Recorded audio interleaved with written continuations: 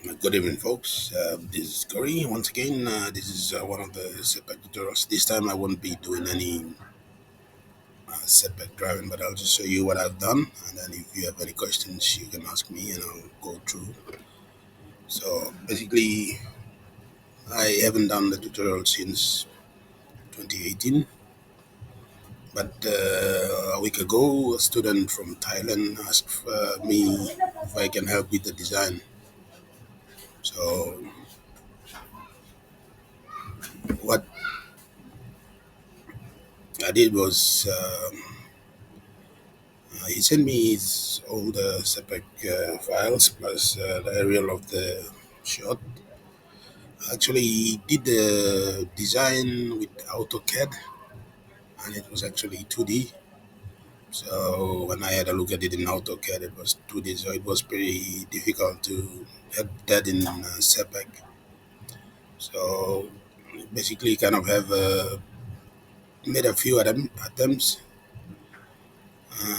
but we didn't get it right. So he asked me for his help.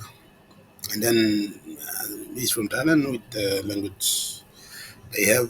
We struggled a bit in the beginning to trying to get the information, and eventually we got it through.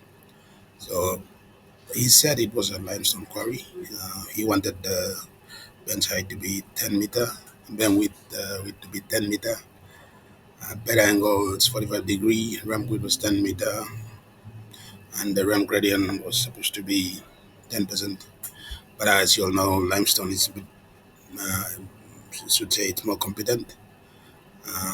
You need a steeper angle and say a lesser bend than this one, but just for the practice, he's a student as well. So, but if you are designing, you have to try to minimize the bench width as well as reduce the 45-degree angle, so that will reduce the cut. Yeah, so I'll just get into it. So what he sent was this contour at 10-meter intervals, and then a string, a boundary string, and then the stud that he did. So what I did was to run the ramp with the parameters that were given. I have this cone shaped in, and then basically I clip that against the as built.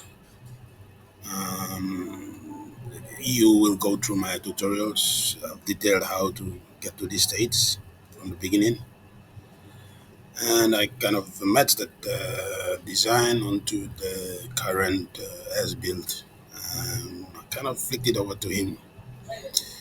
So yeah, he hasn't come back to me. He said thank you, and that's it. But now that I've been laid off work, I have some time. If you, any of you students want any help, just the basics. Like I said before, I'm a civil engineer. I'm not a mining engineer. This is as far as I can go. Do the volumes, do solids for you and stuff. But I'm willing to help any new young engineers coming by. So thank you very much.